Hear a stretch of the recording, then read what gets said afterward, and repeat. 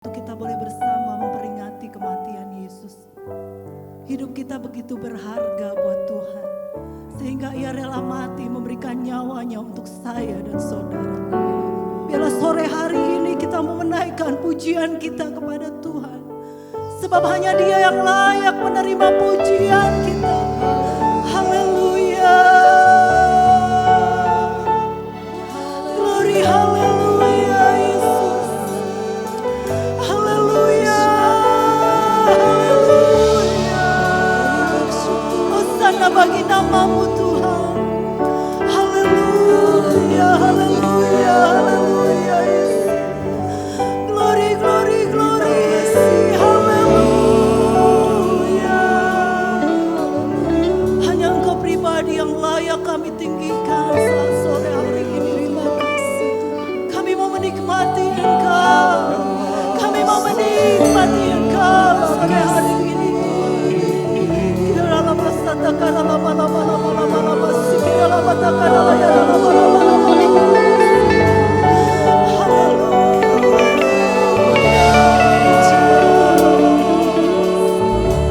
Terima kasih Tuhan.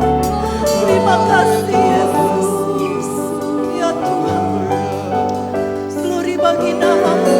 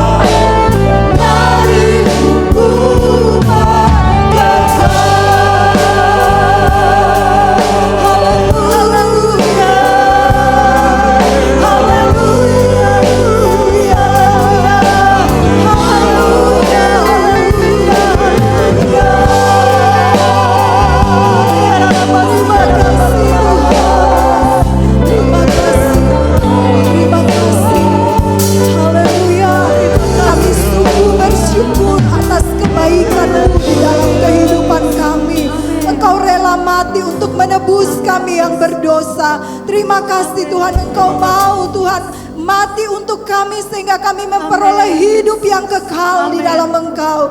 Terima kasih buat kasih-Mu. Hari ini kami memuliakan Engkau dengan pujian kami, dengan ucapan syukur kami. Engkau terlalu baik bagi kami. Kami akan mulai ibadah kami. Tuhan, tolong kami urapi hamba-hamba pelayan-Mu. Hari ini kami diberkati oleh Tuhan. Sakit penyakit kami disembuhkan oleh Tuhan. Beban persoalan kami dilepaskan oleh Tuhan. Karena kami tahu di dalam nama Yesus ada kemenangan yang besar. Terima kasih Tuhan, kami akan bersuka cita memuliakan Engkau di dalam nama Tuhan Yesus Kristus. Haleluya. Amin. Allah begitu mengasihi saya dan saudara. Kita percaya darah Yesus yang sudah tercurah di atas Kalvari, darah yang sangat berkuasa. Amin. Bahkan bilurnya sanggup menyembuhkan setiap sakit kita. Darahnya amat kuasa. Amin Tuhan. Haleluya.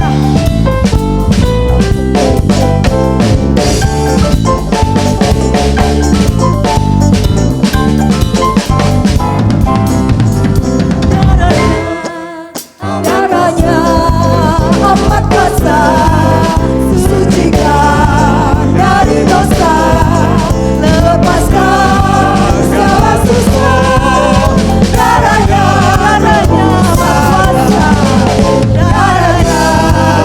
amat kuasa, sucikan dari dosa, sembuhkan segala sakit. Darahnya tebus salahnya, darahnya amat kuasa, sucikan dari dosa, lepaskan segala susah.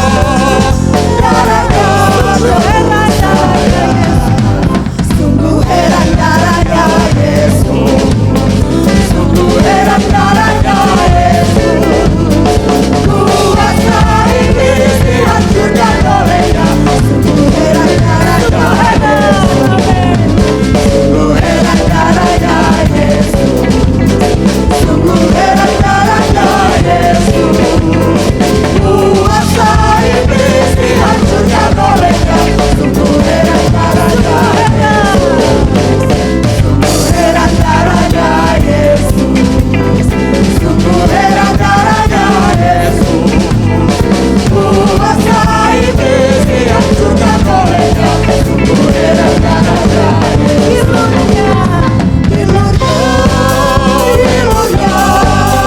Bilurnya sungguh heran,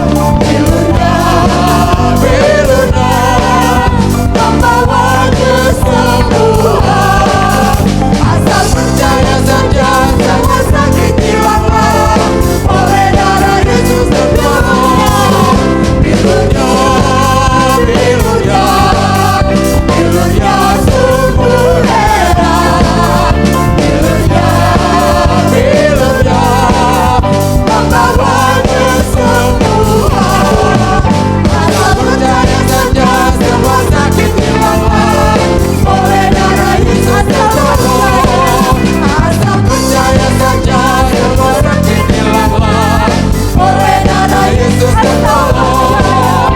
Asal percaya saja semua sakit hilanglah, oleh darah Yesus tertolong. Haleluya. Terpujilah Tuhan. Dia Allah yang luar biasa. Dia sanggup melepaskan segala kutuk dan memerdekakan kehidupan kita. Puji Tuhan, terpujilah nama-Mu Tuhan. Haleluya.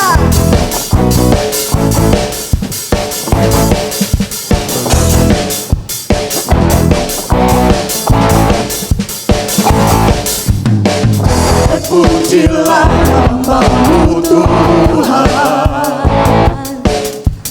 kuat dan penuh kemuliaan. Satu suara kami nyatakan, kebesaran-Mu tetap selamanya. Terpujilah nama-Mu Tuhan, terpujilah nama-Mu Tuhan. Ajar dan penuh keagungan,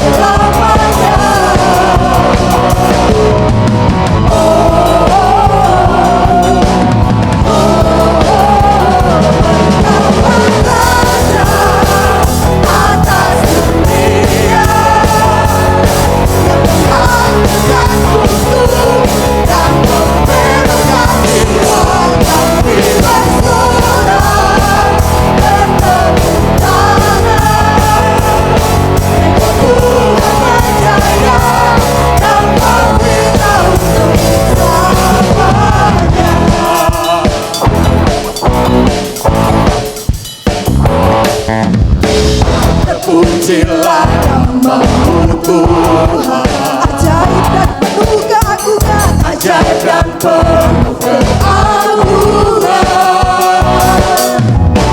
Satu hati yang menyatakan kerajaanmu tegak selamanya. Engkaulah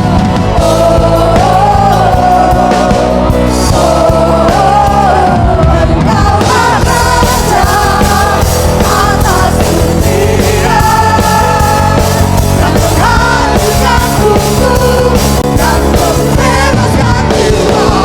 Kami bersorak bertepuk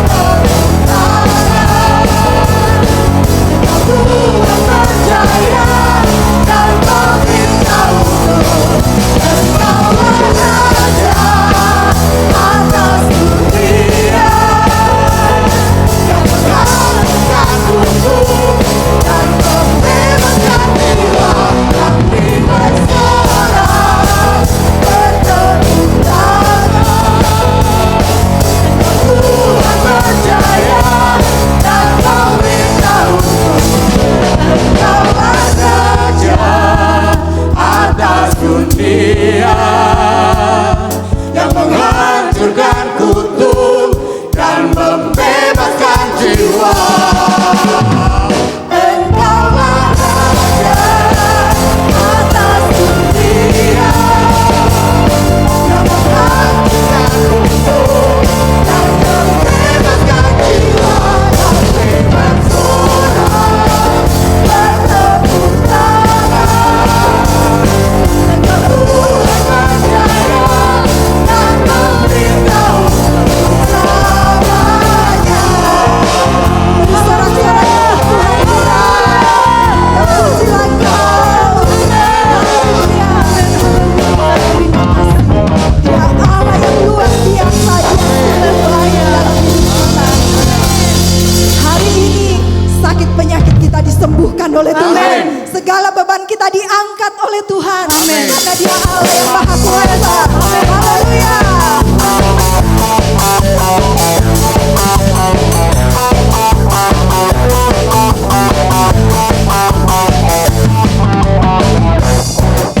Karyamu nyata, dari hari ke hari, besar cintamu nyata, besar cintamu nyata. Dari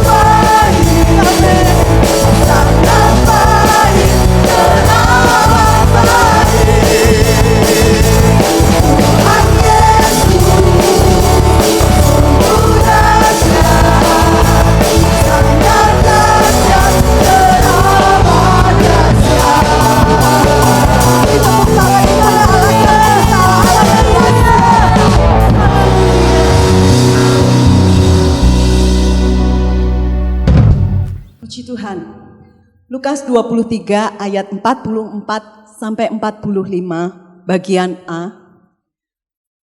Ketika itu hari sudah kira-kira jam 12. Lalu kegelapan meliputi seluruh daerah itu sampai jam 3. Sebab matahari tidak bersinar. Alkitab mencatat Yesus disalibkan kurang lebih selama 6 jam. Mulai dari jam 9 pagi sampai jam 3 sore, Yesus tergantung di atas kayu salib. Ada satu peristiwa alam yang sangat tidak biasa ketika Yesus disalibkan. Siang itu jam 12. Seharusnya matahari bersinar dengan terang. Tetapi siang itu mendadak matahari tidak bersinar. Dan seluruh daerah di sekitar Golgota diliputi kegelapan. Alkitab mencatat bahwa kegelapan itu berlangsung selama 3 jam. Kegelapan yang terjadi di tengah hari ini bukan merupakan peristiwa yang biasa. Kegelapan itu tidak disebabkan karena mendung ataupun awan yang gelap. Kegelapan itu juga tidak disebabkan karena gerhana matahari. Karena menurut para ahli, gerhana matahari tidak akan muncul ketika purnama. Dan Paskah orang Yahudi mereka merayakan di bulan purnama. Bisakah kita membayangkan apa yang terjadi ketika itu saat kegelapan mendadak muncul? Di tengah orang-orang yang mereka sedang menonton Yesus disalibkan di atas bukit Golgota, pastilah terjadi ketakutan dan kengerian melanda semua orang yang ada di daerah itu. Dan bisakah kita membayangkan sisi kemanusiaan Yesus? Kondisinya Yesus sudah semalaman disiksa. Dia dihina, dicemooh, dia dipukul, dicambuk, disesah, dipakaikan mahkota duri. Bahkan sebelum dia dipaku di kayu salib, dia harus memikul sendiri kayu salibnya sampai ke bukit Golgota. Yesus melakukan semua itu karena dia rela. Walaupun darah bercucuran, tak ada lagi tenaga, tak ada lagi daya. Yesus merelakan dirinya menerima semua siksaan itu karena satu hal, dia taat kepada kehendak Bapa. Yesus tahu tujuan Bapa mengutus dia di dunia. Dia harus disalibkan. Dia yang tidak berdosa dijadikan berdosa untuk menanggung dosa dunia. Sekalipun di tengah kegelapan, Yesus tahu saat kematiannya sudah semakin dekat. Yesus tahu di tengah kegelapan, dia harus meminum anggur asam karena dosa kita. Satu hal kita belajar dari Yesus. Di tengah kegelapan sekalipun, Yesus taat pada kehendak Bapa. Bukankah hari-hari ini kita merasakan kegelapan meliputi dunia? Ada awan gelap yang bernama COVID-19 yang menyebabkan ketakutan dan kengerian karena pandemi ini menyebabkan kematian. Belum lagi bayang-bayang krisis ekonomi global membuat orang menjadi takut dan gentar. Tetapi pada masa seperti ini, biarlah kita mau juga belajar menjadi seperti Yesus, taat kepada kehendak Bapa. Memang pada situasi seperti ini kita tidak bisa bertemu langsung di gereja beribadah bersama, tetapi puji Tuhan, jika jemaat GPDI COTW mempunyai kerinduan untuk tetap melakukan kehendak Bapa, membawa korban persembahan ke rumah Tuhan. Banyak di antara jemaat Bapak Ibu bertanya-tanya, bagaimana kami bisa membawa korban persembahan kepada Tuhan?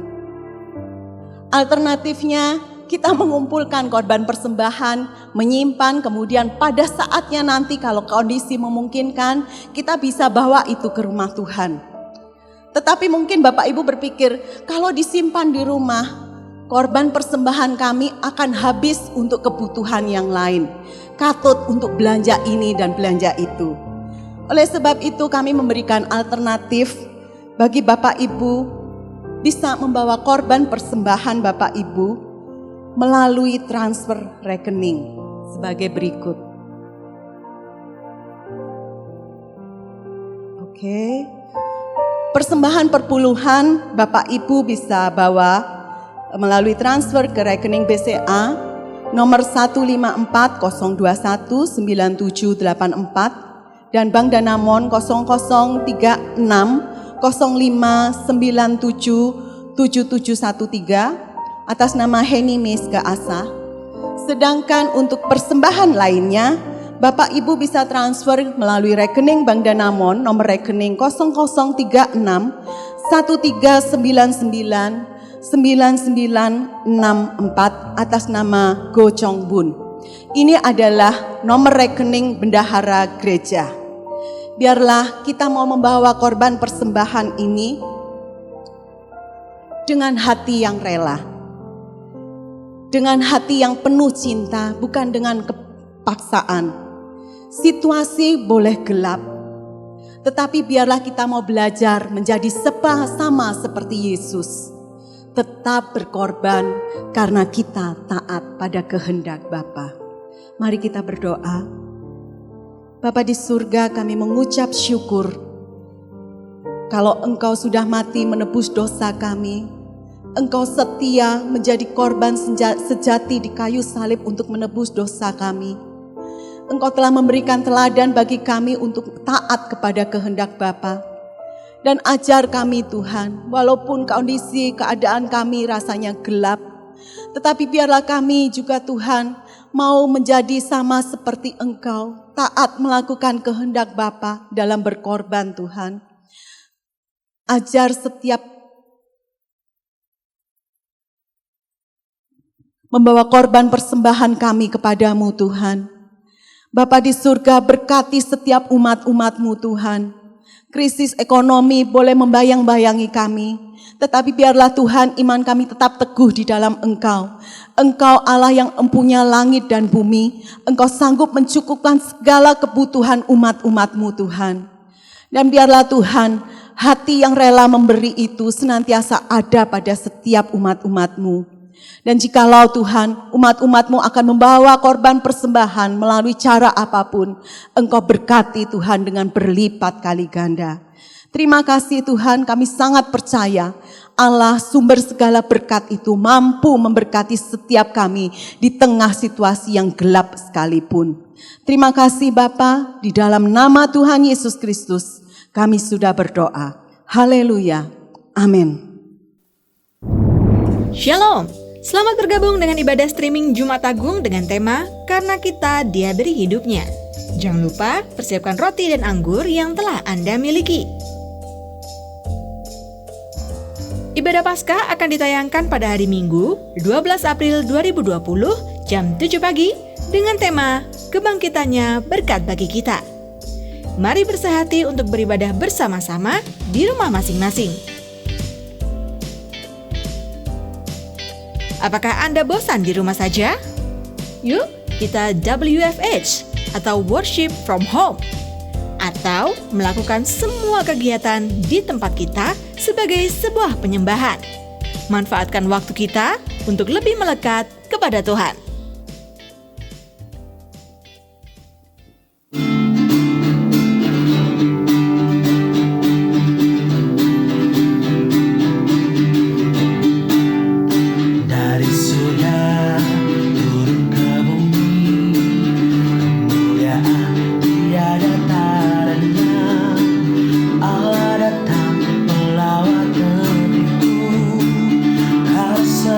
Doa umat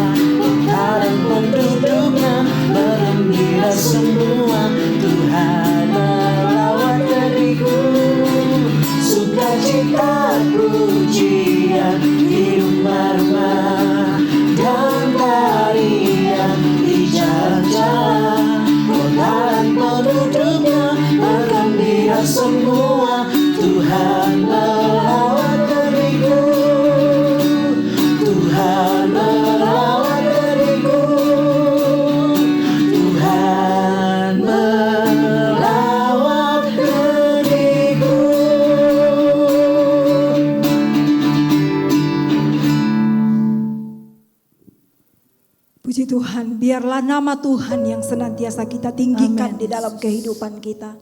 Terima kasih. Yesus rela mati untuk kita karena dia begitu mengasihi hidup kita. Dia berkata, engkau berharga di mataku Amin. dan aku mengasihi engkau. Terima kasih Tuhan buat kasih-Mu. Kami mau terus memuliakan engkau, meninggikan engkau. Terima kasih. Tuhan, biarlah semua pujian pengagungan kami hanya untuk engkau Tuhan. Terima kasih Tuhan. Di hatimu terukir namaku, di matamu terlukis wajahku, bukan karena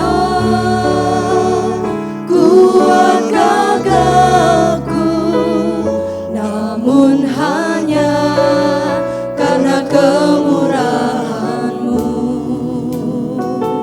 Meski terkadang aku terjatuh, tak pernah lelah Kau hampiriku, memelukku dengan cinta-Mu. Betapa besar mulia kasih-Mu. Bagi-Mu Tuhan segala pujian kami. Bagi-Mu Tuhan segala pujian, hormat kemuliaan, tiada ternilai. Salib-Mu Tuhan, sungguh berharga Engkau, Yesus.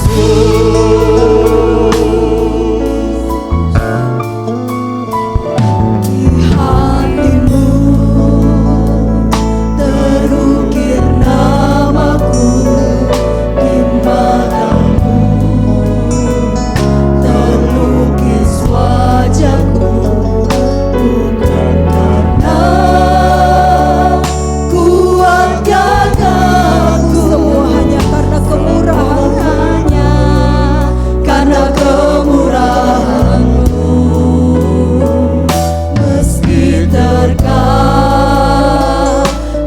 aku terjatuh, tak pernah lelah Kau hampiriku, memelukku dengan cinta-Mu. Betapa besar mulia kasih-Mu. Bagi-Mu Tuhan segala pujian, hormat kemuliaan, tiada ternilai. Salib-Mu Tuhan, sungguh berharga Engkau.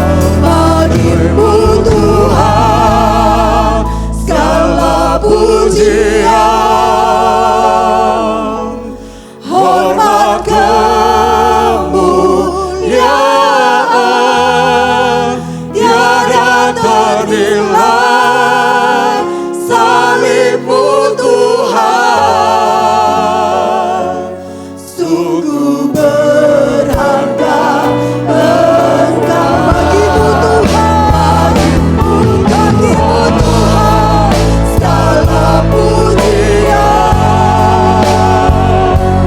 hormat kemuliaan, tiada ternilai. Salib-Mu Tuhan, sungguh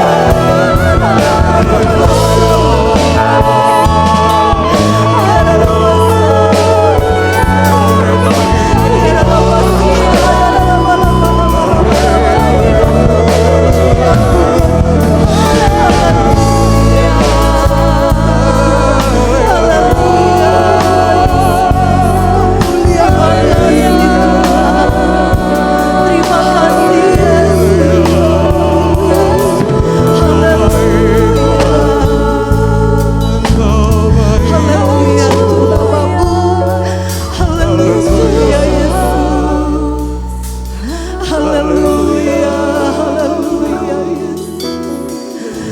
Haleluya Tuhan. Kami bersyukur saat sore hari ini Tuhan. Engkau rela berikan hidupmu bagi kami Tuhan. Engkau rela mati buat kami Tuhan. Kami yang seharusnya binasa, karena Engkau rela menebus kami. Sehingga sore hari ini kami adalah orang-orang yang berkemenangan. Kami boleh mendapatkan hidup yang baru di dalam Engkau. Karena Engkau sudah menebus hidup kami Tuhan. Terima kasih buat kasih-Mu. Terima kasih buat karya-Mu di atas Kalvari Tuhan. Terima kasih Bapa. Kalau sebentar kami mau mendengar kebenaran firman-Mu, berfirmanlah bagi kami sore hari ini Bapa. Urapi hamba-Mu yang Tuhan sudah persiapkan untuk menyampaikan isi hati-Mu bagi kami. Biarlah pengurapan daripada Allah turun memenuhi hamba-Mu Tuhan.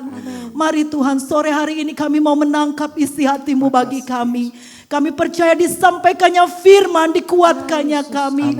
Disampaikannya firman, disembuhkannya kami Tuhan. Apapun keberadaan kami sore hari ini, kami percaya Engkau ada di tengah-tengah kami. Engkau siap melawat, menjamah pribadi lepas pribadi yang ada. Yang mengikuti lewat streaming juga kami percaya Tuhan, Engkau ada bersama-sama dengan mereka saat ini. Terima kasih Tuhan, berfirmanlah bagi kami. Kami sambut untuk menerima kebenaran firman-Mu. Di dalam nama Tuhan Yesus kami sambut firman-Mu. Haleluya. Amin. Puji Tuhan, Allah itu dahsyat dalam hidup kita. Dan apa yang Dia kerjakan selalu punya tujuan yang baik buat kita. Saudara percaya bahwa Dia punya tujuan yang baik?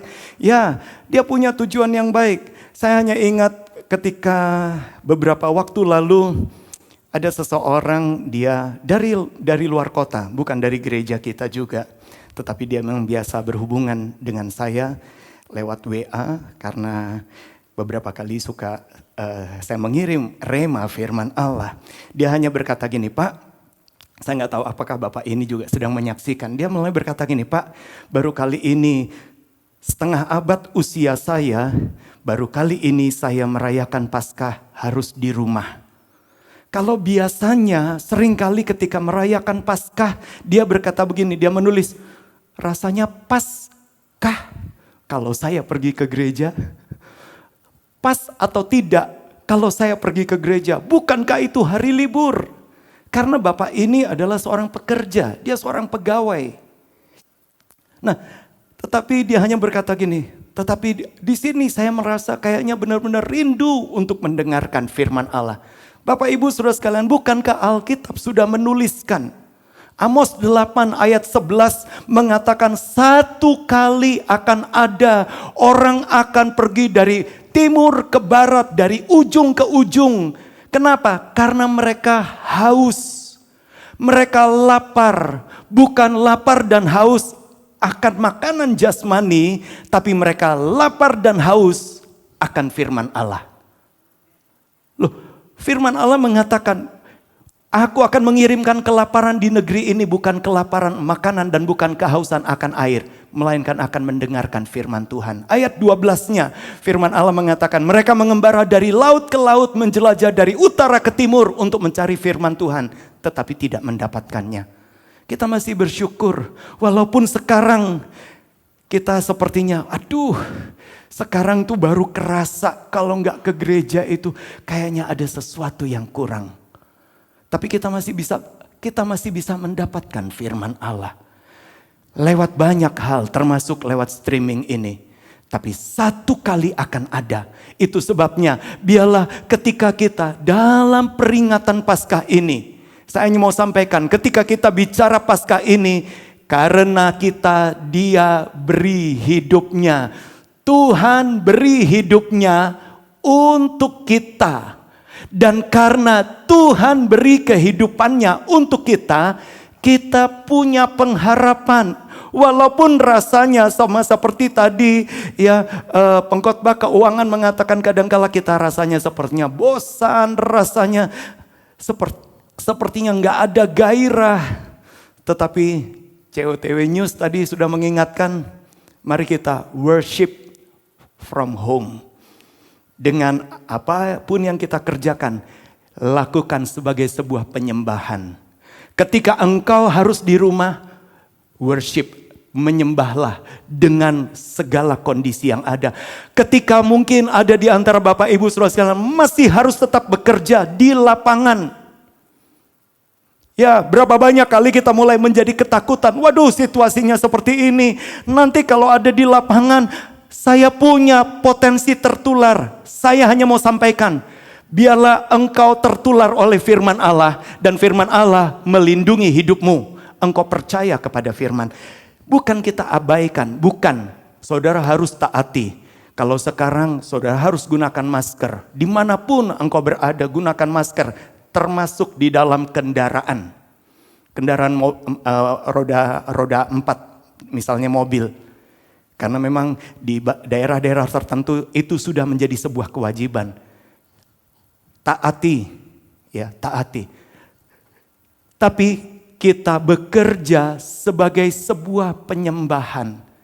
Ketika kita bekerja sebagai sebuah penyembahan, entah di dalam rumah, entah di luar rumah, entah dimanapun, apapun kondisinya, ketika kita lakukan sebagai sebuah penyembahan, jangan takut, disitulah kita akan melihat benar-benar karena kita dia akan beri hidupnya. Dan ketika dia beri hidupnya, hidup yang so-so, hidup yang utuh, hidup yang penuh. Sebelum saya sampaikan firman Allahnya, saya hanya tiba-tiba teringat. Penebusan itu selalu ada hubungannya dengan kesembuhan. Karena beberapa kali di dalam Alkitab, penebusan ada hubungannya dengan kesembuhan. Kita mulai dengan 1 Petrus 2 ayat 24. 1 Petrus 2 ayat yang ke-24 mengatakan demikian. 1 Petrus 2 ayat 24. Ia sendiri telah memikul dosa kita dalam tubuhnya di kayu salib. Itu bicara penebusan. Supaya kita yang telah mati terhadap dosa, hidup untuk kebenaran. Waktu kita percaya kepada Kristus, kita menjadi satu dalam kematiannya. Sebentar, Bapak Ibu kita akan terima tubuh dan darah Kristus. Sementara saudara mungkin mulai berpikir, tapi saya nggak punya hosti dan anggurnya. Saudara bisa persiapkan saja. Sementara saudara masih mendengarkan firman Allah, saudara bisa persiapkan apa saja. Misalnya saudara ambil crackers. Kalau saudara nggak punya anggur, saudara bisa ambil minuman yang ada. Tapi memang lebih baik air putih. Karena ada yang berkata gini, waduh kalau bukan air putih, kalau enggak teh manis, pengen muko, mau muntah, pakailah air putih, ya pakailah air putih. Karena jangan-jangan nanti malah tehnya kemudian rotinya cukup sedikit aja, nggak usah Nanti saya sudah suruh ambil anggur, saudara belum selesai mengunyah, ya gunakan sedikit saja, ya dan gunakan. Tapi kita imani. Nah, saudara bisa melihat ketika kita jadi satu di dalam kematiannya, ingat, dia mati supaya engkau hidup. Pertukaran ilahinya, Yesus mati supaya engkau hidup. Jadi berita Paskah seringkali kita dikatakan begini, Tuhanmu adalah Tuhan yang mati. Kita bersyukur karena Tuhan kita pernah menjelma menjadi manusia sehingga dia bisa mati. Supaya apa? Supaya kita hidup. Satu kali memang di dalam dunia kita bisa mati. Tetapi di dalam kekekalan kita hidup selama-lamanya. Tetapi bukan hanya besok di dalam kekekalan. Selama di muka bumi kita akan alami penebusannya. Coba saudara lihat, kembali lagi ke ayat tadi. 1 Petrus 2 ayat yang ke-24. Oleh bilur-bilurnya kamu telah sembuh. Wow. Saudara lihat. Bagian pertama dari ayat ini bicara tentang penebusan. Bagian kedua bicara tentang kesembuhan.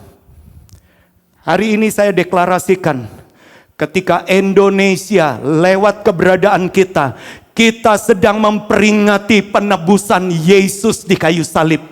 Oleh bilur-bilurnya, oleh kematiannya, Indonesia disembuhkan. Oleh kematiannya, maka wabah ini dihancurkan. Karena ini firman Allah. Kita deklarasikan dengan iman. Mazmur 103 ayat yang ketiga. Mari kita melihat Mazmur 103 ayat yang ketiga. Ayat itu juga mengatakan, Dia yang mengampuni segala kesalahanmu, yang menyembuhkan segala penyakitmu. Wow. Saudara lihat, rupanya ada korelasinya, ada hubungannya antara kesalahan diampuni, kemudian sakit disembuhkan.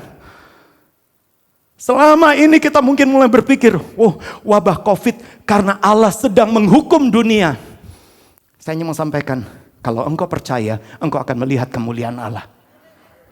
Kalau engkau percaya, ini bukan bicara tentang penghukuman. Ini akan bicara tentang Allah nyatakan kemuliaannya. Ada banyak orang percaya Tuhan, tahu Tuhan, tapi tidak andalkan Tuhan. Tetapi bagi saudara, bagi setiap kita, kita percaya Tuhan, kita andalkan Tuhan. Firman Allah akan mengatakan, segala dosa kita diampuni, sakit penyakit kita disembuhkan. Wow, luar biasa. Mari kita lihat sekarang, ada beberapa ayat. Matius pasal 9 ayat yang kedua. Injil Matius 9 ayat yang kedua.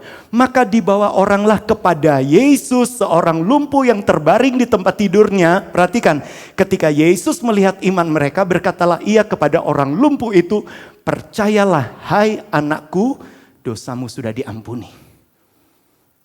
Yang pertama Yesus kerjakan, dia berkata dosamu sudah diampuni. Dan saudara tahu ayat selanjutnya orang itu disembuhkan. Saya hanya mau sampaikan, kalau mungkin ada di antara Bapak Ibu saudara sekalian, saudara melihat streaming ini, bahkan engkau mungkin positif COVID-19. Dosamu sudah diampuni dan engkau disembuhkan. Dosamu sudah diampuni dan engkau disembuhkan. Iman nih, bahkan mungkin engkau sedang terbaring karena sakit. Mungkin sakit yang lain. Tapi hari ini jangan mau izinkan iblis mulai menuduh engkau. Engkau terlalu banyak dosa. Engkau tidak layak menerima kesembuhan. Tidak. Kita punya hak untuk sembuh. Kenapa? Hak itu kita dapat dari darah yang sudah tercurah. Darah siapa? Darah Yesus. Kita punya hak untuk sembuh. Markus 2 ayat yang kelima. Injil Markus 2 ayat yang kelima. Injil Markus 2 ayat yang kelima. Ketika Yesus melihat iman mereka, perhatikan, berkatalah kepada orang lumpuh itu, hai anakku, dosamu sudah diampuni. Jadi saudara lihat, rupanya tetap ada hubungannya, ada korelasinya antara pengampunan dosa dan kesembuhan. Pengampunan dosa dan kesembuhan. Injil Lukas pasal yang kelima. Injil Lukas pasal yang kelima. Saya harus lihat ayat yang ke-20. Ayat yang ke-20. Injil Lukas pasal 5 ayat yang ke-20. Ketika Yesus melihat iman mereka, berkatalah ia, hai saudara, dosamu sudah diampuni. Wow, saudara bisa melihat berkali-kali rupanya ada korelasinya. Injil Lukas 7 ayat 48.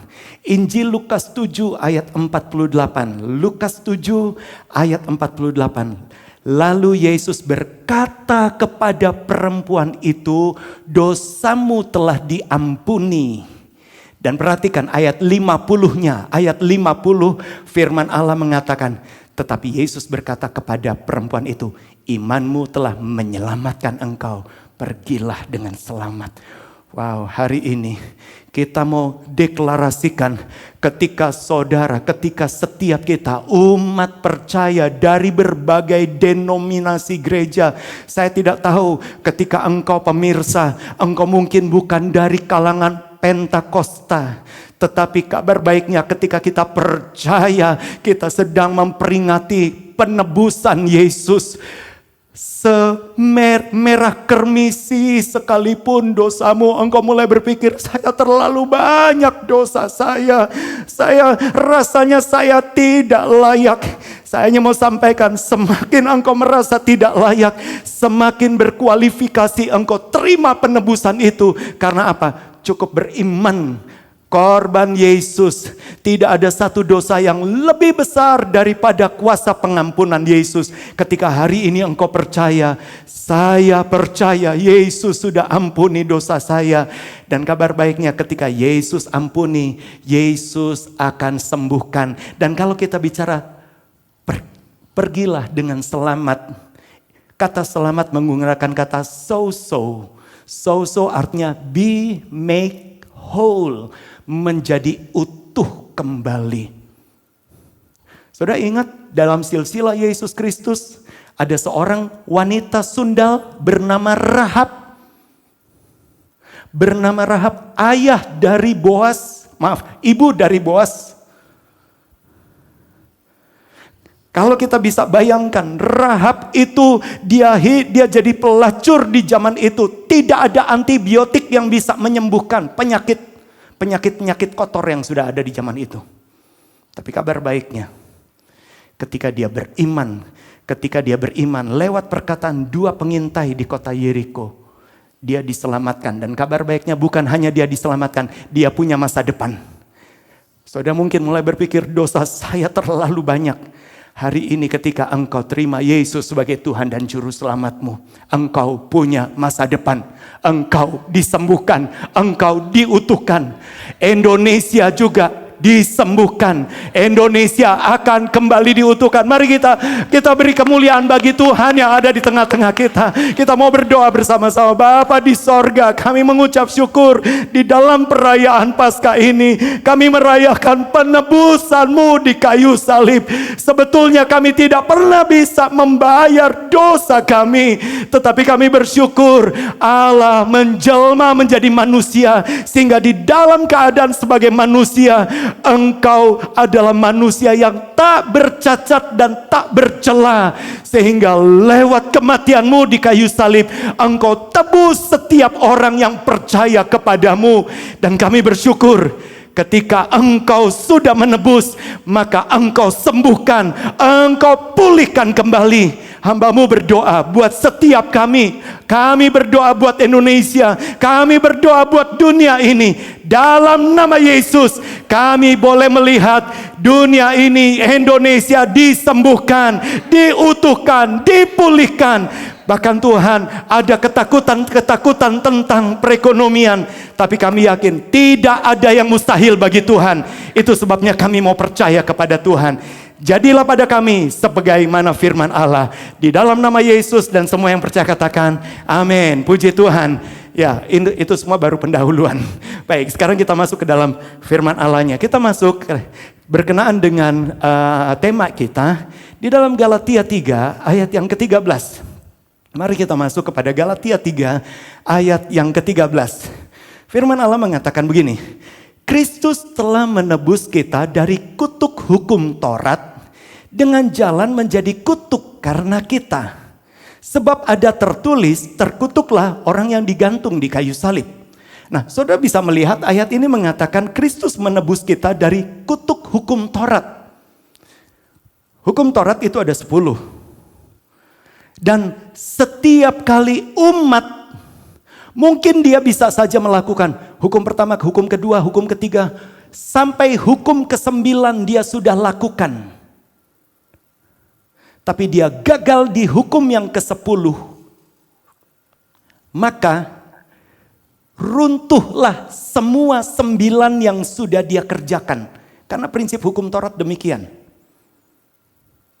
Engkau bisa saja sudah 9 engkau lakukan. Saudara ingat di dalam Lukas pasal 18 ada seorang anak muda yang kaya, yang datang kepada Yesus dan dia mulai berkata, Yesus, apa yang harus aku kerjakan untuk aku menerima hidup yang kekal?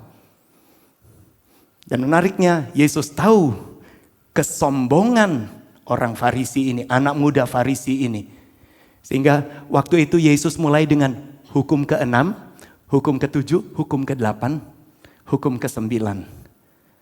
Dan anak muda, kemudian Yesus kembali kepada hukum yang ke-5. Dan anak muda ini dengan bangganya dia berkata, semua sudah aku lakukan sejak masih kecil. Wow, kadangkala kita berpikir semuanya sudah. Kemudian Yesus berkata, baik, Kalau gitu jual hartamu, berikan kepada orang miskin, ikutlah aku. Dan firman Allah mengatakan, anak muda itu nggak berani lakukan, dia tinggalkan Yesus. Hukum ke-10, jangan mengingini, itu sudah dilanggar. Dan itu berhubungan dengan hukum pertama, jangan ada padamu Allah lain.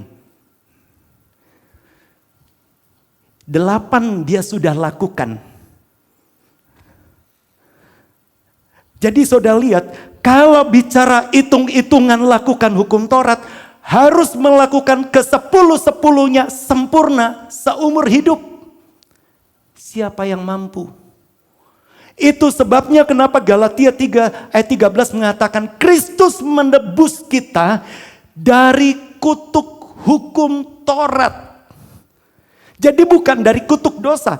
Taurat membuat kita tahu bahwa dosa itu ada. Firman Allah mengatakan justru kita tahu tentang dosa sejak Taurat dikeluarkan. Dan seorang yang tidak mau ikuti Taurat itu kayak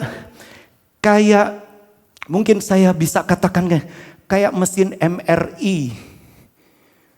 Kayak ronsen. Begitu sempurna kemudian dia ngecek semua manusia. Dan kenyataannya tidak ada satupun yang sempurna. Tapi kabar baiknya, kembali lagi. Ketika Yesus ada di muka bumi, Yesuslah melakukan semuanya itu.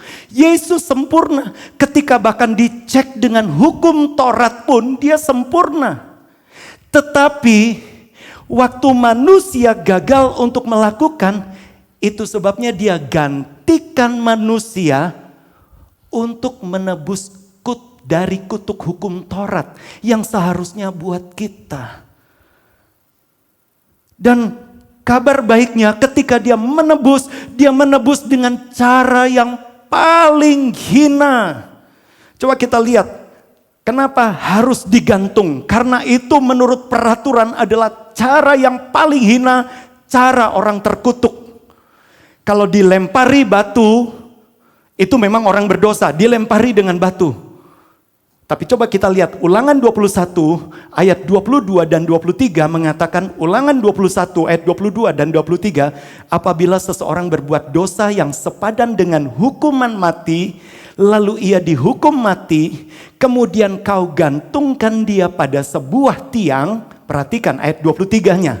Maka janganlah mayatnya dibiarkan semalam-malaman pada tiang itu, tetapi haruslah engkau menguburkan dia pada hari itu juga. Perhatikan, sebab seorang yang digantung terkutuk oleh Allah. Jadi orang yang tergantung, jadi istilahnya gini, bumi tidak mau terima, langit tidak mau terima. Saya beberapa waktu lalu terima WA dari seorang teman.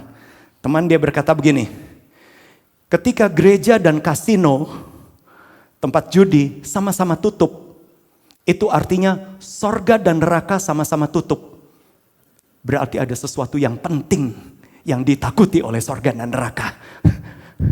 Itu orang dunia katakan demikian. Zaman sekarang coba saudara lihat ya, kehidupan malam pun tutup, gereja juga tutup. Tapi puji Tuhan ya, saya harap saudara gunakan internet saudara bukan untuk ikutin togel malahan. Ya, mulai ikutin kasino lewat internet, gunakan untuk beribadah, untuk dengarkan firman Tuhan. Ya. Tapi saudara bisa melihat, seorang yang tergantung itu istilahnya bumi tidak mau terima, langit tidak mau terima. Sehingga tergantung. Sehingga firman Allah mengatakan seorang yang tergantung itu dikutuk Allah. Dikutuk oleh Allah. Dan kembali lagi, Yesus genapi itu. Yesus sebetulnya orang Yahudi. Tapi ketika dia hidup di zaman penjajahan Romawi. Dan sebetulnya waktu itu Pilatus sudah menghajar dia, sudah mencambuki dia.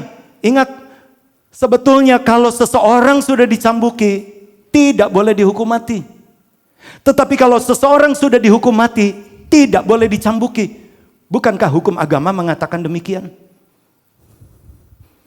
Tapi Yesus dicambuki sampai tubuhnya tercabik-cabik. Nanti kita akan lihat di dalam Mazmur. Tubuhnya tercabik-cabik. Tapi dia juga tetap divonis mati. Hukuman double. Tapi kabar baik buat kita. Justru karena kematiannya menebus dosa kita dari kutuk hukum Taurat. Tapi lewat bilur-bilurnya, lewat luka-lukanya, segala sakit penyakit kita disembuhkan. Penyakit besar, penyakit kecil. Mungkin saudara mulai berpikir, saya nggak punya penyakit yang terlalu besar, Pak. Cuman permasalahan dengan jerawat. Ada di antara saudara remaja-remaja punya permasalahan dengan jerawat. Dan saudara mulai berpikir jerawat itu penyakit kecil. Kira-kira bilur Yesus mampu nggak menyembuhkan? Mampu kalau engkau mengimani firman Allah. Bilur Yesus mampu sembuhkan. Ketika engkau tidak pernah Tuhan berkata gini, kalau untuk urusan jerawat, udahlah pergilah ke dermatologi, ke dokter kulit. Enggak, terlalu sepele. Tidak ada perkara yang terlalu sepele untuk Allah. Tapi tidak ada perkara yang terlalu besar yang dia tidak bisa selesaikan. Tapi kembali lagi, datang kepadanya. Nah, kita kembali. Firman Allah mengatakan, Yesus, dia divonis mati untuk menebus dosa kita. Dan dia mati. Tetapi kabar baiknya, oleh bilur-bilurnya kita disembuhkan. Dia tergantung. Firman Allah mengatakan dia tergantung karena apa? Dia menjadi seorang yang terkutuk. Coba kita melihat, ini adalah bagian juga dari nubuatan Nabi Yesaya. Yesaya 53 ayat yang ke-10 mengatakan demikian. Yesaya 53 ayat yang ke-10. Tetapi Tuhan berkehendak meremukkan dia dengan kesakitan apabila ia menyerahkan dirinya sebagai korban penebus salah. Ia akan melihat keturunannya, umurnya lanjut, dan kehendak Tuhan akan terlaksana olehnya. Jadi Bapa di sorga, Tuhan Yehova lebih berkehendak untuk meremukkan supaya keturunannya adalah siapa yang percaya kepadanya. Bisa ubah ke dalam terjemahan bahasa Inggris. Kalau bahasa Indonesia berkehendak. Perhatikan di dalam bahasa Inggris mengatakan, yet it pleased the Lord to bruise him. Menyenangkan bagi Tuhan untuk meremukkan dia. Bayangkan, kayaknya Tuhan lebih senang untuk remukkan, hancurkan. Hancurkan siapa? Hancurkan Yesus. Supaya apa? Supaya engkau hidup. Ketika engkau percaya, engkau terima kehidupan. Bukan engkau yang diremukkan. Mungkin ada di antara Bapak Ibu saudara sekalian hari-hari ini mulai berpikir, aduh memang saya tidak kena COVID. Tapi gara-gara perekonomian seperti ini, hancur habislah saya. Ingat, Allah lebih berkenan, lebih ingin hancurkan Yesus. Dan itu sudah tertulis di dalam Yesaya. Allah ingin hancurkan Yesus supaya apa? Kalau sudah lihat Yesaya 53, itu kan dimulai dari Yesaya 52 dan 53. Itu bicara nubuatan tentang apa yang akan dialami oleh Yesus. Dan sesudah itu kita masuk ke Yesaya 54. Dan ketika masuk kepada Yesaya 54, ini adalah bagian kita yang mau percaya kepada korban Yesus. Satu ayat yang lazim, 54 ayat yang ke-10. Yesaya 54 ayat yang ke-10 mengatakan begini. Bapak Ibu saudara sekalian yang mengikuti lewat streaming, mari kita membacanya bersama-sama. Kadangkala gunung-gunung kita, gunung-gunung pengharapan kita, gunung-gunung pekerjaan kita seperti sedang beranjak dan bergoyang. Perhatikan, kita imani firman Allah. Kita baca bersama-sama. 2, 3, mulai. Sebab biarpun gunung-gunung beranjak dan bukit-bukit bergoyang, tetapi kasih setiaku tidak akan beranjak daripadamu dan perjanjian damaiku tidak akan bergoyang. Firman Tuhan yang mengasihani engkau. Dan semua yang percaya katakan amin. Gunung-gunung pengharapanmu, gunung-gunung pekerjaanmu bisa saja beranjak. Engkau yang masih harus bekerja karena tadi pagi ada seseorang dia berkata, Pak, saya paling ikutin streaming lewat ketika saya masih bekerja. Saudara, ketika saudara juga masih tetap bekerja dan saudara mengikuti lewat streaming. Dan saudara mulai berpikir, sepertinya target saya tidak tercapai. Di ekonomi seperti ini, target saya tidak tercapai. Dan ketika bicara target tidak tercapai, itu berhubungan dengan penghasilanmu. Sepertinya ada gunung yang beranjak, ada bukit yang bergoyang. Mungkin berhubungan juga dengan promosimu, berhubungan dengan masa depanmu. Engkau sedang dibayang-bayangi dengan PHK. Selama ini engkau mulai berpikir, pekerjaan saya menjadi gunung pengharapan saya. Usaha saya menjadi gunung bukit pengharapan saya. Gunung boleh beranjak, bukit boleh bergoyang. Kasih setia Tuhan tidak akan beranjak daripada. Dan kalau kita bicara kasih setia Tuhan, itu bukan bicara hanya, oke, aku mengasihi engkau. Nanti kita akan lihat di bagian akhir. We are the reason He gave His life. We are the reason He suffered and died. Buat kita. Supaya apa? Kita punya alasan untuk hidup. Nanti kita akan nyanyikan di dalam terjemahan bahasa Inggris. To show us the reason to live. Tunjukkan kepada kita alasan untuk hidup. Karena ada di antara kita mungkin rasanya, kalau kayak gini terus, mendingan saya mati saja. Halo, kalau engkau masih hidup, Tuhan masih punya rencana. Dan apabila engkau percaya, engkau melihat kemuliaan Tuhan. Dia mati supaya engkau melihat alasanmu hidup. Hidupmu akan menggenapi firman Allah. Dan setiap firman-Nya pasti digenapi. Nah, saudara bisa melihat ayat-ayat ini menuliskan. Tadi saya sudah singgung. Mazmur 49 ayat 8. Mazmur 49 ayat 8. Ya, kalau di ayat yang ke-7. Ayat yang ke-7. Ayat 7 dan 8. Perhatikan ini. Tidak seorang pun dapat membebaskan dirinya atau memberikan tebusan kepada Allah ganti nyawanya. Gak ada seorang pun yang bisa memberikan nyawanya untuk membebaskan, menebus dosanya sendiri. Terus ayat yang berikutnya. Karena terlalu mahal harga pembebasan nyawanya dan tidak memadai untuk selama-lamanya. Kita sebagai manusia yang penuh dosa, terlahir di dalam dosa. Ingat, setiap kita sudah terlahir sebagai orang berdosa. Ketika engkau lahir di muka bumi, orang mungkin bisa berkata gini, oke, kalau bayi masih lahir, baru lahir kan seperti kertas putih. Tapi ingat, bayi itu punya potensi untuk mati. Kenapa? Karena terlahir sebagai anak berdosa. Kenapa dia berdosa? Karena orang tuanya berdosa. Kita keturunan orang berdosa. Sehingga kalau toh kita tebus sama-sama si bayi pun itu tidak memadai. Karena kita berdosa. Allah tidak layak, Allah tidak bisa melihat kejahatan. Habakuk 1 ayat yang ke-13 mengatakan, Allah tidak bisa melihat kejahatan. Habakuk 1, matamu terlalu suci untuk melihat kejahatan. Dan engkau tidak dapat memandang kelaliman. Kalau kita mau hitung-hitungan tentang kekudusan Allah, mata Tuhan terlalu suci untuk melihat kejahatan. Mata Tuhan terlalu suci untuk memandang kelaliman. Gak ada satu orang pun, termasuk bayi yang baru lahir sekalipun. Ingat, bayi itu belum melakukan dosa, tapi bayi sudah disebut orang berdosa. Kenapa? Karena dia terlahir dari ayah ibu yang seorang pendosa.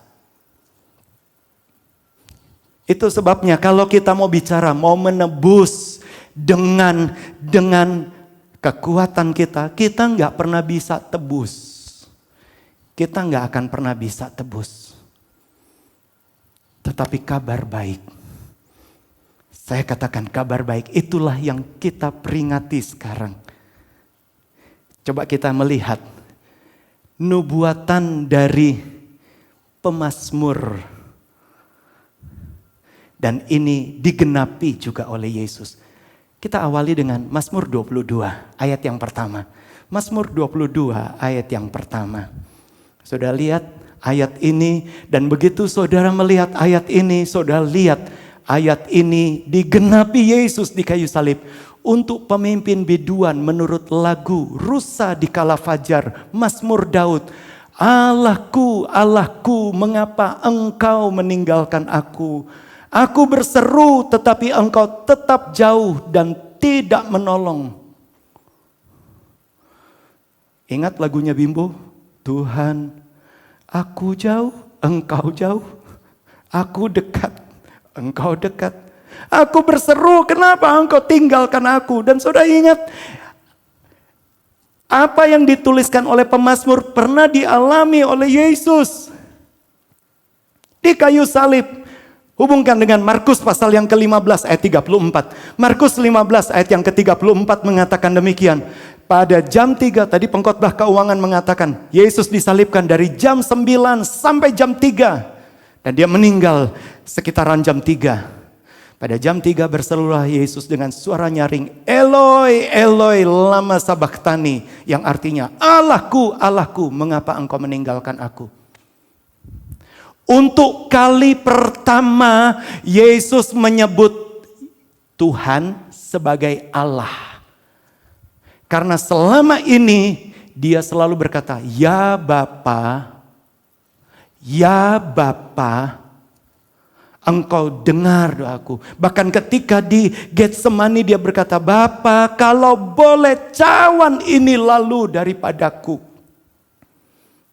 Tapi ketika tergantung di kayu salib, ingat, ketika tergantung di kayu salib, disitulah di kayu salib dia menyerap, dia hisap semua dosa manusia sejak Adam sampai di zaman kita sekarang.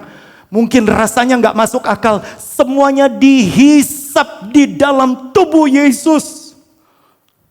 Sehingga karena semua dosa manusia dihisap dalam tubuh Yesus, Bapa di sorga nggak mau lihat dia.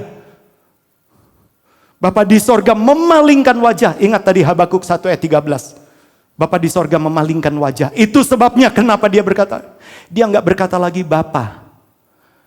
Karena di saat itulah sonship-nya hilang. Hubungan anak dan bapa hilang. Karena apa? Karena dosa. Sehingga dia berkata, Allahku, Eloi, Eloi. Dia nggak berkata Abba.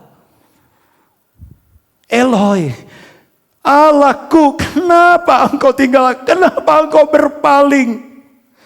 Kalau selama ini saudara mungkin berpikir, Allah kayaknya berpaling dari hidup saya. Kalau engkau percaya kepada Kristus, engkau terima pertukaran ilahinya.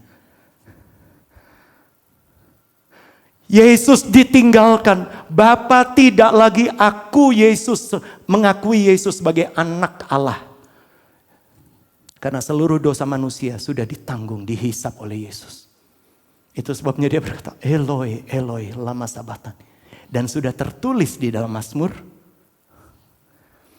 Coba kita melihat beberapa nubuatannya juga. Mazmur 22, kembali kepada Mazmur 22 ayat 16. Ayat 16. Ya, ayat 16 di itu. Ya, jadi ayat 16.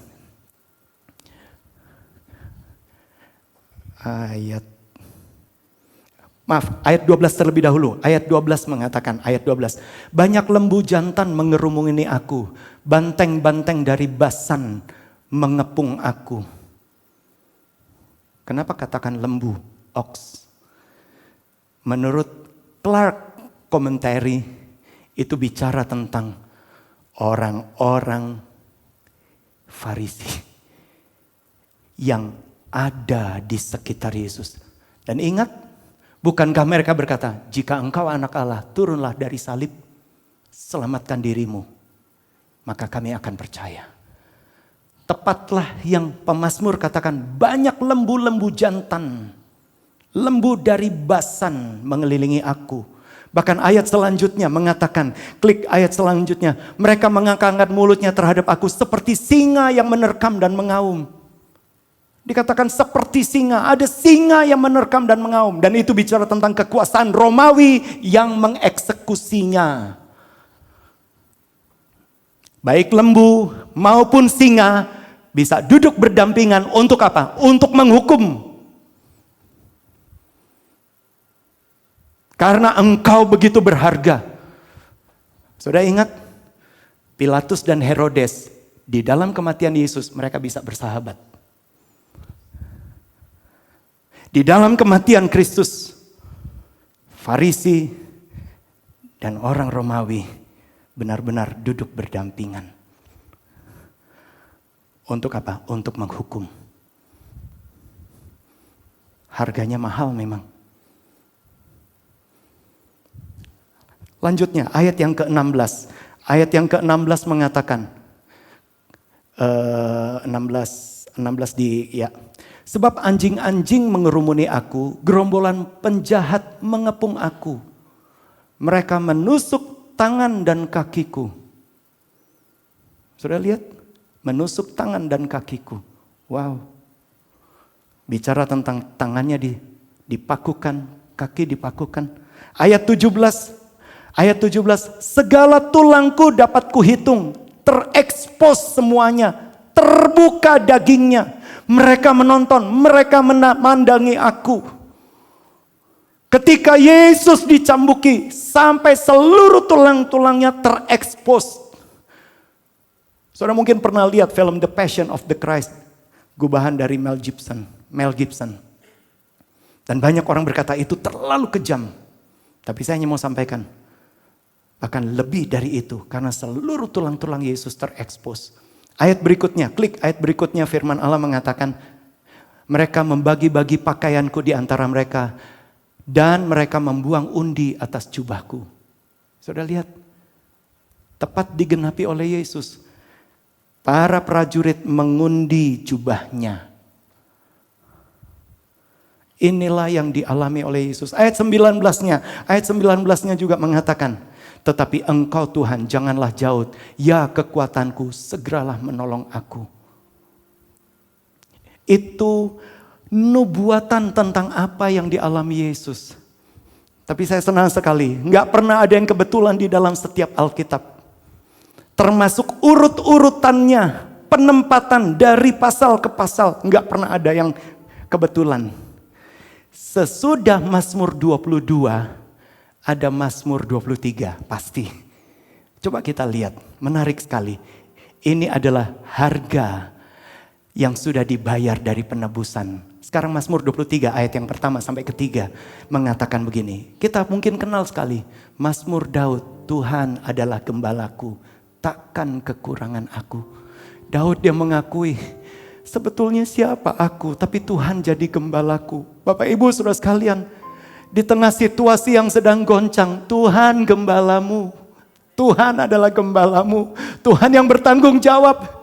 Engkau mungkin kepala rumah tangga, engkau bertanggung jawab untuk keluargamu. Tapi ingat, sebagai kepala rumah tangga, engkau punya gembala agung. Dan Tuhan adalah gembala agungmu. Dia sudah lewati Mazmur 22. Dia sudah genapi semuanya itu. Sehingga dia jadi gembalamu. Dia bertanggung jawab atas hidupmu. Ayat yang kedua menarik sekali. Ayat yang kedua mengatakan, Ia membaringkan aku di padang yang berumput hijau. Ia membimbing aku ke air yang tenang. Ayat yang ketiga, Ia menyegarkan jiwaku. Ia menuntun aku di jalan yang benar oleh karena namanya. Kalau saudara lihat, kata Ia itu kata ganti orang ketiga. Jadi ketika kita jadikan Tuhan jadi gembala kita, kita bisa bercerita kepada orang, Ia menuntun aku ke padang yang berumput hijau. Hidupmu akan jadi kesaksian. Engkau bisa saksikan kepada orang, oke, sama, saya juga sedang menghadapi krisis yang sama. Tapi ia menuntun aku. Hidupmu jadi kesaksian. Karena kata ia itu kata ganti orang ketiga. Tapi saya senang sekali, tiba-tiba berubah di ayat 4 dan ayat 5. Perhatikan ayat 4 dan ayat yang kelima. Sekalipun aku berjalan dalam lembah kekelaman, aku tidak takut bahaya. Perhatikan, sebab, bukan kata iya, sebab engkau. Kalau kita bicara engkau, itu kata ganti orang kedua. Sama seperti ketika saya ngomong kepada Bapak Ibu Saudara sekalian, engkau. Jadi ayat 1 sampai ayat 3 itu merupakan kesaksian Tuhan itu luar biasa. Tapi begitu melewati saat-saat kritis, biarlah kita punya hubungan pribadi. Tuhan, dalam lembah kekelaman, Engkau menuntun aku. Hanya Engkau. Hari ini di dalam perayaan Jumat Agung, biarlah Engkau bukan hanya sekedar merayakan, tapi Engkau kenal siapa Tuhanmu. Engkau mungkin sedang terpuruk, engkau sedang menangis, engkau mungkin sedang rasanya habis-habisan, tapi engkau bisa berkata, Tuhan, dalam lembah kekelaman, Engkaulah yang menuntun aku. Mari teruskan, masih di ayat yang keempat. Ayat yang keempat tadi mengatakan, aku berjalan di dalam lembah kekelaman, aku tidak takut bahaya, sebab Engkau, kata ganti orang kedua, besertaku. Gadamu, mu itu bicara orang kedua juga. Gadamu dan tongkatmu itulah yang menghibur. Punya pengalaman pribadi dengan Tuhanmu. Paskah ini ketika engkau tidak paskahan di gereja, Jumat Agungan di gereja, punya pengalaman pribadi. Tuhan, Engkau yang menuntun, Engkau yang menghibur. Ada gada dan tongkat Tuhan menghibur aku. Saya bersyukur masih bisa ikuti lewat streaming. Saya bersyukur masih ada fasilitas. Coba kita lihat ayat yang kelima. Ayat yang kelima. Engkau menyediakan hidangan bagiku di hadapan lawanku. Lawan belum dikalahkan. Musuh kan belum dikalahkan. Kita masih menghadapi masalahnya. Halo, Tuhan sediakan hidangan. Tuhan sediakan yang terbaik. Tuhan sediakan yang terbaik. Tuhan sediakan yang terbaik. Buat anak-anak muda, Tuhan sediakan yang terbaik. Mungkin engkau nggak lolos SN, Senam PTN. SNMP, udah namanya SNMPTN. Dan engkau mulai berpikir, aduh gimana nanti dengan masa depan saya? Gimana dengan? Ingat, Tuhan sediakan yang terbaik. Tapi kenali Dia. Jangan hanya iya, tapi engkau menyediakan hidangan di depan para lawan. Jadi lawannya belum dikalahkan. Lawannya tuh masih mentang-mentang. Bahkan mungkin masih duduk di depan sambil berkata, ayo makan. Tak pitas gue. Saya pernah ngalami. Tapi puji Tuhan, saya mengalami. Kita semua mengalami. Hari-hari ini kita mau mengalami, Tuhan, lawan kami masih sepertinya begitu perkasa di depan, tetapi kami mengalami. Coba terus, masih di ayat yang kelima, saya bacakan lagi. Engkau menyediakan hidangan bagiku di hadapan lawanku. Engkau mengurapi kepalaku. Kata ganti orang kedua kan, engkau mengurapi kepalaku dengan minyak, pialaku penuh melimpah. Engkau punya pengalaman. Tuhan, Engkaulah pusat sukacitaku. Di saat-saat seperti ini bukan harta jadi pusat sukacita. Saya ingat ada seseorang jauh dari tempat ini. Dia orang yang kaya. Dia punya masalah dengan jantungnya. Tetapi sebetulnya dia harus kontrolnya ke Singapura kalau enggak ke Malaysia. Tapi hari-hari ini engkau tidak bisa pergi kemana-mana. Kekayaanmu bahkan tidak bisa menolong engkau. Izinkan piala Tuhan melimpah atas kepalamu. Engkau punya pengalaman. Tuhan urapi kepalamu. Engkau bisa berkata, Tuhan, Engkaulah pusat sukacita. Engkaulah yang menopang hidup saya. Dan tidak heran ketika kita punya pengalaman pribadi dengan Tuhan, coba terus ayat yang ke-6. Ayat yang ke-6 mengatakan, mari kita membacanya kembali bersama-sama. Umat Tuhan, 2, 3, mulai. Kebajikan dan kemurahan belaka akan mengikuti aku seumur hidupku. Dan aku akan diam dalam rumah Tuhan sepanjang masa. Amin. Wow. Ingat, di belakang kita ada kebajikan dan kemurahan Tuhan. Mungkin ada di antara saudara mulai berkata gini, Pak, dulu saya pernah berbuat dosa. Bukankah hukum tabur tuai akan terjadi? Dulu saya pernah begini, nanti saya akan mengalami begini. Ingat, kalau tahu hukum tabur tuai itu akan terjadi, kebajikan dan kemurahan Allah menyelesaikannya. Daud pernah alami. Ingat, Daud pernah alami. Dia pernah berdosa.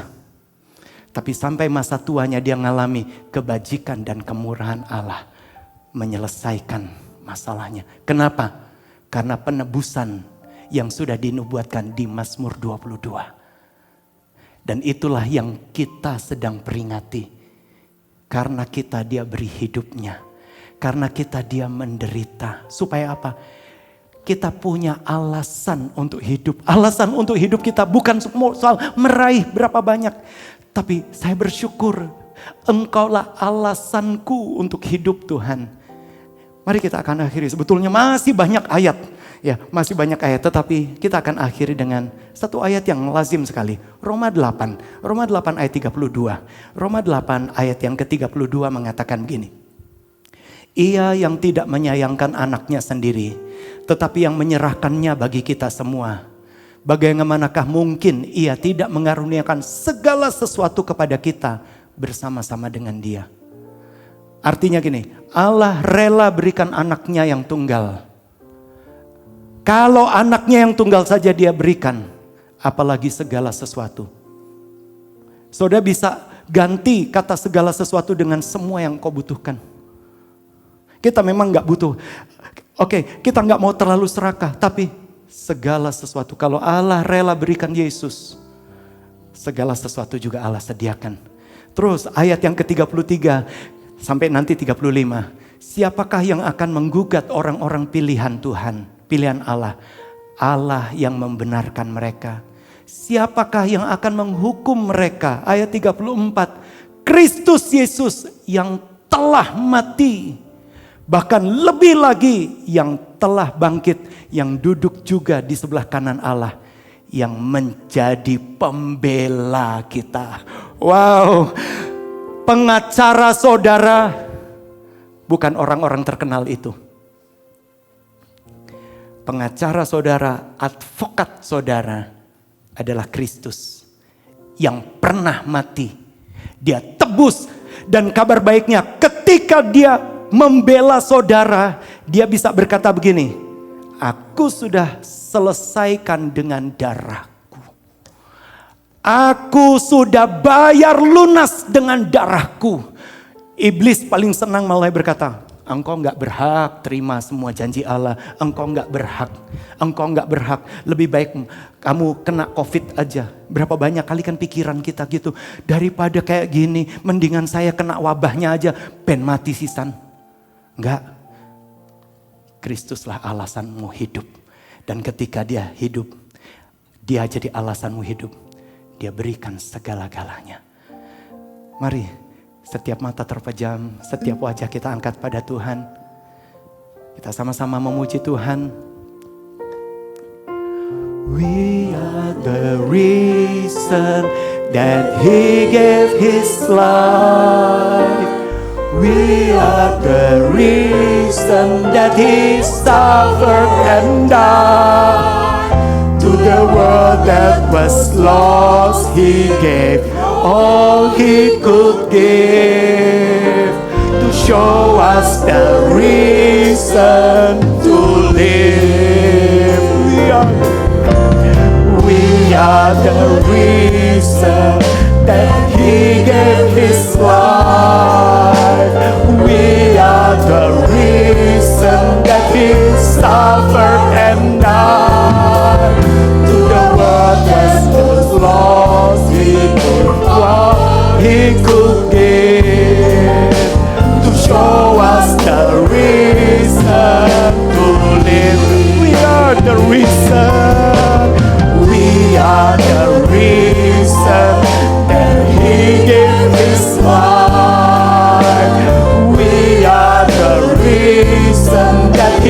suffered and died. To the world that was lost, He gave all He could give, to show us the reason to live. Lagu ini mengatakan, kitalah alasan Dia berikan hidupnya. Kitalah alasan kenapa Dia menderita dan divonis double. Kitalah alasannya. Dunia yang sudah lost, yang sudah terhilang, itu adalah alasan kenapa Dia mati. Engkau mungkin diejek karena Tuhanmu adalah Tuhan yang mati. Bersyukur, karena Tuhanmu mati, maka engkau punya hidup. Dan engkau punya alasan untuk hidup. Karena lewat kebangkitannya, semua Dia sediakan. Semua Dia sediakan. Engkau punya jaminan yang kekal. Itu sebabnya pada malam hari ini kita bisa berkata, Tuhan, kami bersyukur Engkau adalah alasan kami hidup. Itu sebabnya kami mau percaya kepadamu. Mari kita nyanyikan pujian ini dengan iman. Katakan dengan iman, haleluya. We are the reason that He gave His life. We are the reason that He suffered and died. To the world that was lost, He gave all He could give, to show us the reason. We are the reason. Hallelujah. We are the reason that He gave His life. We are the reason that He suffered and died. To the world that was lost, He gave all He could give, to show us the reason to live. To the world was lost, to the world was not lost, for He gave all He could give, to show us the reason to the world that was lost, to the world that was lost, He gave all He could give, to show us the reason to live. Mari kita mulai berdoa. Haleluya, terbuk dengan Tuhan. Haleluya. Haleluya. Kiralah bola saya rala kaya rala. Engkau adalah gembala kami Tuhan. Engkau adalah gembala kami. Ketika kami harus melewati lembah bayang-bayang maut, ketika kami harus lewati lembah kekelaman, Engkau gembala kami. Kami kenal Engkau. Engkaulah yang kami peringati pada malam hari ini. Engkaulah yang kami peringati. Haleluya, haleluya. Iralama saya.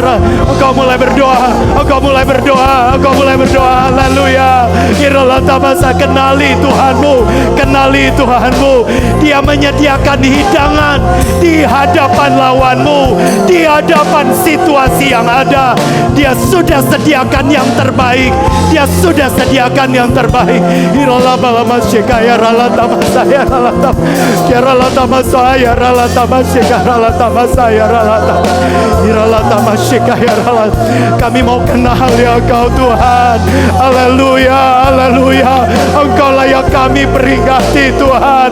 Kami punya alasan untuk hidup dan hidup dalam kelimpahan. Terima kasih Tuhan. Hidup dalam penyediaan-Mu, hidup dalam perlindungan-Mu, hidup dalam pemeliharaanmu Tuhan. Terima kasih Tuhan, terima kasih. Bahkan Engkau adalah pembela kami. Seringkali pikiran kami menuduh, seringkali semua yang di masa lalu itu seperti menuduh kami. Tapi hari ini kami bisa katakan dengan iman, Kristus adalah kebenaran kami. Kristus adalah kebenaran kami.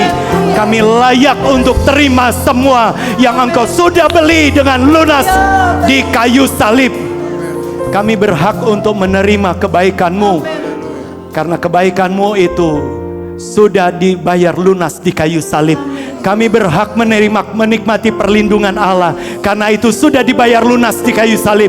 Kami berhak menerima pertolongan Tuhan. Karena itu sudah dibayar lunas di kayu salib. Kami berhak untuk menerima masa depan yang penuh pengharapan. Karena itu sudah dibayar lunas di kayu salib. Itulah yang kami peringati. Dan kalau sebentar kami akan terima tubuh dan darah-Mu Tuhan. Kami mau terima dengan iman. Kami bukan terima sebagai sebuah liturgi. Bahkan Tuhan, setiap pemirsa, ketika kami Tuhan, roti yang ada di tangan kami yang sudah disediakan, apapun anggur yang ada di tangan kami, itu adalah cawan pengucapan syukur. Itu adalah tubuh dan darah-Mu. Kuduskan kami Tuhan. Itulah yang kami mau peringati. Kami bersyukur karena Tuhan kami adalah Tuhan yang mati untuk menebus dosa kami. Karena tidak mungkin manusia menebus nyawanya sendiri. Enggak mungkin. Kecuali karena darah yang tak bercacat dan tak bercela itu. Dan itulah yang kami peringati. Terima kasih Tuhan, terima kasih. Kami mengucap syukur. Hidupku menggenapi firman-Mu, tanda mujizat sertai tiap langkahku. Kau bersamaku di dalamku, jadi bukti kebesaran-Mu. Hidupku menggenapi firman-Mu. Hidupku menggenapi firman-Mu. Saudara pemirsa, saudara persiapkan roti dan anggur. Saya beri kesempatan saudara persiapkan roti dan anggur. Kita akan peringati kematian. Di dalamku jadi bukti kebesaran. Sekali lagi katakan dengan iman. Hidupku menggenapi firman-Mu, tanda mujizat sertai tiap langkahku. Kau bersamaku di dalamku, jadi bukti kebesaran. Kau bersamaku di dalamku. Kau bersamaku di dalamku, jadi bukti kebesaran. Sekali lagi, kau bersamaku dan di dalamku. Kau bersamaku di dalamku, jadi bukti kebesaran-Mu. Sebagaimana pujian ini mengatakan, kau bersamaku bahkan di dalamku.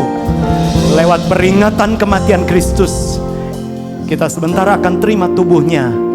Kita izinkan dia di dalam kita. Mari Bapak Ibu Saudara sekalian, bisa angkat roti. Roti apapun yang engkau sudah persiapkan, mari angkat dengan iman. Inilah tubuhnya yang terpecah. Selama ini kita memang berkumpul di gereja, tapi sekarang saudara terpecah di mana-mana. Tapi kita jadi satu di dalam Kristus. Yesus yang satu, dia rela terpecah supaya kita yang terpecah-pecah jadi satu di dalam dia. Jadi satu, jadi satu. Irala balabasa, irala tamasya, balabasa. Yesus, akan mungkin pengharapan kami pecah. Tuhan, apa yang kami andalkan sepertinya tercerai-berai oleh masalah, oleh situasi. Tapi hari ini kami mau benar-benar izinkan dipersatukan di dalam Kristus. Terima kasih Tuhan. Mari roti kita angkat bersama-sama. Kita dengarkan pembacaan firman Allah. Dan sesudah itu Yesus mengucap syukur atas roti itu. Ia memecah-mecahkannya dan berkata, inilah tubuhku yang diserahkan bagi kamu. Perbuatlah ini menjadi peringatan akan aku. Bukankah roti di tangan saudara itu adalah tubuh Tuhan Yesus Kristus? Mari kita makan bersama-sama dalam nama Yesus. Kita makan bersama-sama.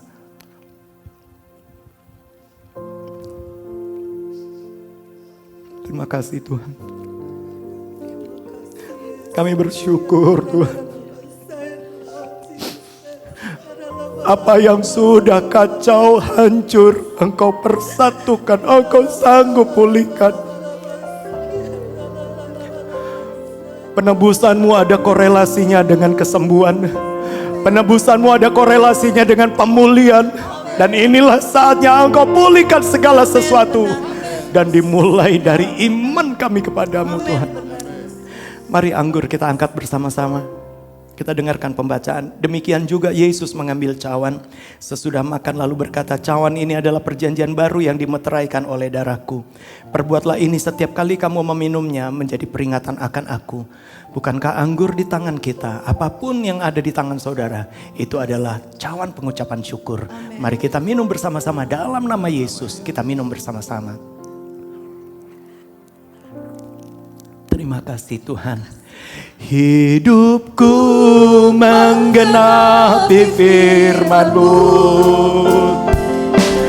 kuasa mujizat sertai tiap langkahku. Kau bersamaku, di dalamku, jadi bukti kebesaran. Mari saudara nyanyikan sama-sama dengan iman. Hidupku menggenapi firman-Mu, tanda mujizat sertai tiap langkahku. Kau bersamaku, di dalamku, jadi bukti kebesaran. Kau bersamaku dan di dalamku. Kau bersamaku, di dalamku, jadi bukti kebesaran. Sekali lagi, Engkau bersamaku dan di dalam. Kau bersamaku, di dalamku, jadi bukti kebesaran-Mu. Terima kasih Tuhan. Terima kasih Tuhan. Kami mengucap syukur Engkau sedang turut bekerja. Kami akan mengalami Engkau adalah gembala kami. Kami mengalami Engkau menuntun kami ke padang yang berumput hijau. Kami mengalami Engkau menuntun kami ke air yang tenang. Kami mengalami sekalipun kami lewati lembah bayang maut, gadamu dan tongkatmu itulah yang menghibur kami. Kami menikmati penyediaan-Mu di hadapan para lawan kami. Bahkan di tengah wabah sekalipun, di tengah kesulitan, kami menikmati penyediaan-Mu. Hidangan yang daripada-Mu itu Tuhan memenuhi sukacita kami. Kami aman di dalam Engkau. Kami berlimpah karena kami melihat kebajikan dan kemurahan Allah belaka mengikuti kami seumur hidup. Baik dari anak-anak, remaja, pemuda, pria, wanita, bapak, ibu rumah tangga, sampai orang yang lanjut usia. Kami mengalami Kristus sendiri dalam hidup kami. Terpujilah nama-Mu Tuhan. Kami mengucap syukur Tuhan. Mari saudara kita terima berkat dari Tuhan. Tuhan memberkati engkau dan melindungi engkau. Amin. Tuhan menyinari engkau dengan wajahnya dan memberi engkau kasih karunia. Bahkan Tuhan menghadapkan wajahnya kepadamu dan memberi engkau shalom, damai sejahtera. Kini saudara-saudaraku sekalian, jalani hari-harimu dengan membawa berkat dari Allah Bapa, kasih karunia dan perkenanan karena korban Yesus yang sempurna di kayu salib. Bahkan engkau menikmati penyertaan kuasa Roh Kudus yang akan terus memimpin engkau dari iman kepada iman, dari kebenaran pada segala kebenaran, dari kemuliaan pada segala kemuliaan. Perlindungan kuasa darah Kristus akan melindungi roh, jiwa, tubuhmu keluarga, maupun sampai orang-orang di balik bayangmu. Engkau dilindungi dari mara bahaya, sakit, penyakit, niat jahat, kecelakaan, wabah, bencana, kuasa-kuasa kegelapan, maupun dari pelecehan-pelecehan dalam kota, luar pulau, bahkan di luar negeri sekalipun. Kami terima berkat Allah ini dalam nama Yesus, dan semua yang percaya katakan amin. Puji Tuhan. Selamat malam, selamat Jumat Agung, dan Tuhan memberkati kita semua. Haleluya.